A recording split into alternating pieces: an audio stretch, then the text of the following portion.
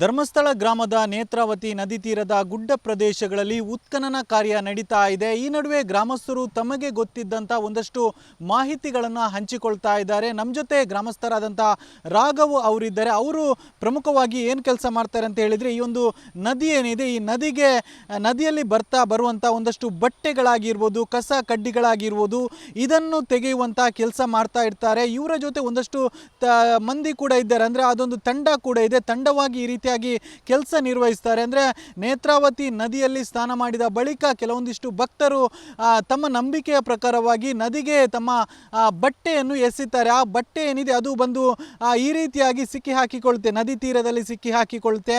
ಇದನ್ನು ಸ್ವಚ್ಛತೆ ಮಾಡುವುದಕ್ಕಾಗಿ ಒಂದಷ್ಟು ಕಾರ್ಮಿಕರು ಕೂಡ ಇರುವಂಥದ್ದು. ರಾಘವ್ ಅವರ ತಂಡ ಈ ರೀತಿಯಾಗಂಥ ಕೆಲಸವನ್ನು ಮಾಡ್ತಾರೆ. ನೀವು ದೃಶ್ಯದಲ್ಲಿ ಗಮನಿಸ್ಬೋದು.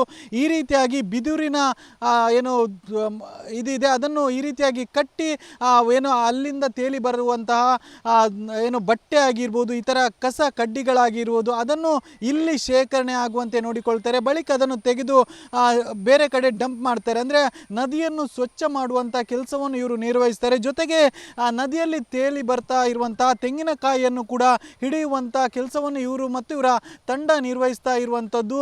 ಅದರ ಜೊತೆಗೆ ಪ್ರಮುಖವಾಗಿ ಈ ರೀತಿ ಏನು ಬಟ್ಟೆಗಳ ರೀತಿಯಲ್ಲಿ ಬಟ್ಟೆಗಳು ಏನು ತೇಲಿ ಬರುತ್ತೆ, ಅದರ ಜೊತೆಗೆ ಕೆಲವೊಂದು ವ್ಯಕ್ತಿಗಳು ಇಲ್ಲಿ ಆತ್ಮಹತ್ಯೆ ಮಾಡಿಕೊಳ್ತಾರೆ. ಅವರ ಮೃತದೇಹ ಕೂಡ ಈ ರೀತಿಯಾಗಿ ತೇಲಿ ಬರುತ್ತೆ. ಅದನ್ನು ಇವರು ಈ ಕಡೆ ಎಳೆದು ತರುವಂಥ ಕೆಲಸ ಕೂಡ ಮಾಡ್ತಾರೆ.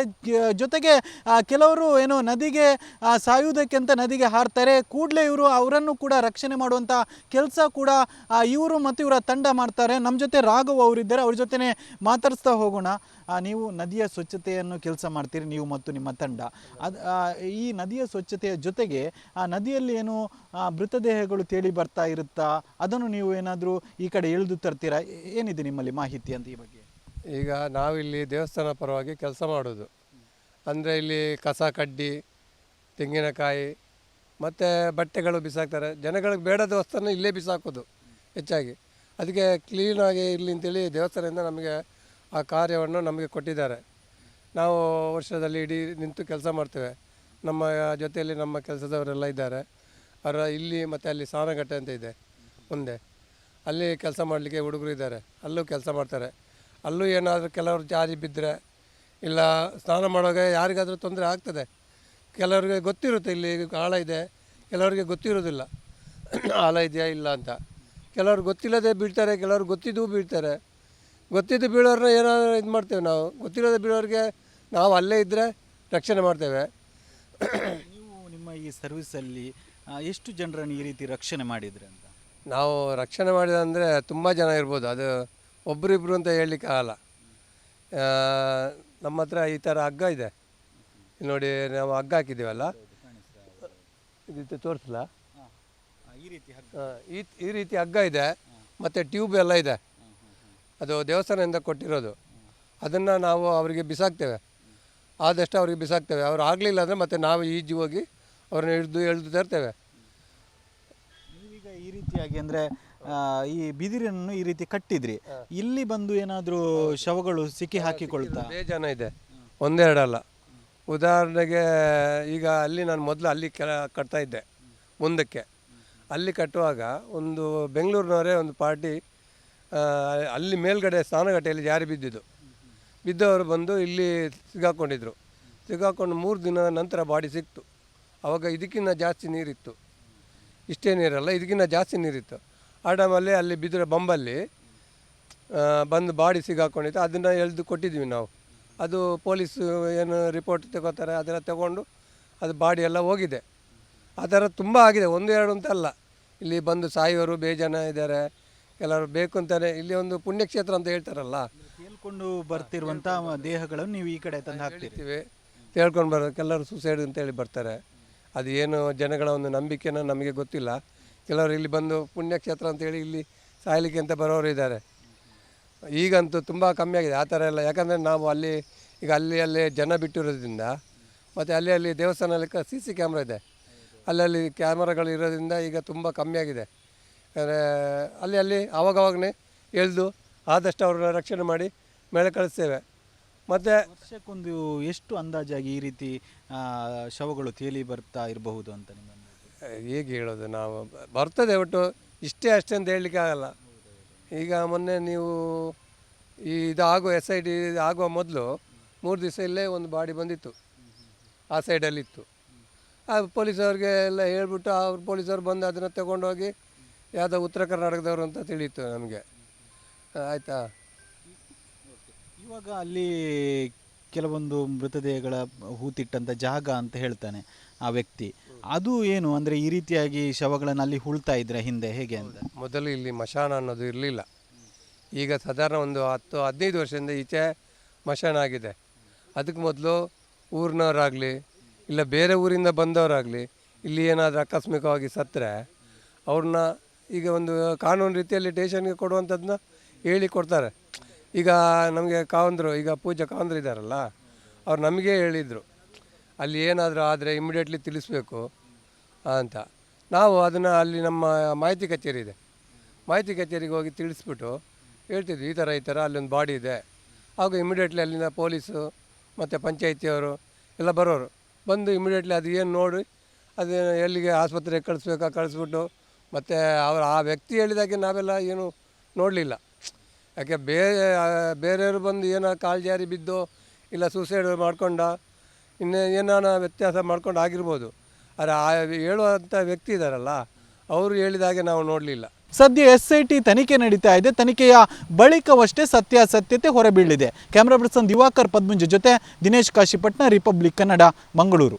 ಧರ್ಮಸ್ಥಳ ಗ್ರಾಮದ ನೇತ್ರಾವತಿ ನದಿ ತೀರದ ಗುಡ್ಡ ಪ್ರದೇಶಗಳಲ್ಲಿ ಉತ್ಖನನ ಕಾರ್ಯ ನಡೀತಾ ಇದೆ. ಈ ನಡುವೆ ಗ್ರಾಮಸ್ಥರು ತಮಗೆ ಗೊತ್ತಿದ್ದಂಥ ಒಂದಷ್ಟು ಮಾಹಿತಿಗಳನ್ನು ಹಂಚಿಕೊಳ್ತಾ ಇದ್ದಾರೆ. ನಮ್ಮ ಜೊತೆ ಗ್ರಾಮಸ್ಥರಾದಂಥ ರಾಘವ್ ಅವರಿದ್ದಾರೆ. ಅವರು ಪ್ರಮುಖವಾಗಿ ಏನು ಕೆಲಸ ಮಾಡ್ತಾರೆ ಅಂತ ಹೇಳಿದರೆ, ಈ ಒಂದು ನದಿ ಏನಿದೆ, ಈ ನದಿಯಲ್ಲಿ ಬರುವಂಥ ಒಂದಷ್ಟು ಬಟ್ಟೆಗಳಾಗಿರ್ಬೋದು, ಕಸ ಕಡ್ಡಿಗಳಾಗಿರ್ಬೋದು, ಇದನ್ನು ತೆಗೆಯುವಂಥ ಕೆಲಸ ಮಾಡ್ತಾ ಇರ್ತಾರೆ. ಇವರ ಜೊತೆ ಒಂದಷ್ಟು ಮಂದಿ ಕೂಡ ಇದ್ದಾರೆ, ಅಂದರೆ ಅದೊಂದು ತಂಡ ಕೂಡ ಇದೆ. ತಂಡವಾಗಿ ಈ ರೀತಿಯಾಗಿ ಕೆಲಸ ನಿರ್ವಹಿಸ್ತಾರೆ. ಅಂದರೆ ನೇತ್ರಾವತಿ ನದಿಯಲ್ಲಿ ಸ್ನಾನ ಮಾಡಿದ ಬಳಿಕ ಕೆಲವೊಂದಿಷ್ಟು ಭಕ್ತರು ತಮ್ಮ ನಂಬಿಕೆಯ ಪ್ರಕಾರವಾಗಿ ನದಿಗೆ ತಮ್ಮ ಬಟ್ಟೆಯನ್ನು ಎಸೆಯುತ್ತಾರೆ. ಆ ಬಟ್ಟೆ ಏನಿದೆ ಅದು ಬಂದು ಈ ರೀತಿಯಾಗಿ ಸಿಕ್ಕಿ ಹಾಕಿಕೊಳ್ಳುತ್ತೆ, ನದಿ ತೀರದಲ್ಲಿ ಸಿಕ್ಕಿ ಹಾಕಿಕೊಳ್ಳುತ್ತೆ.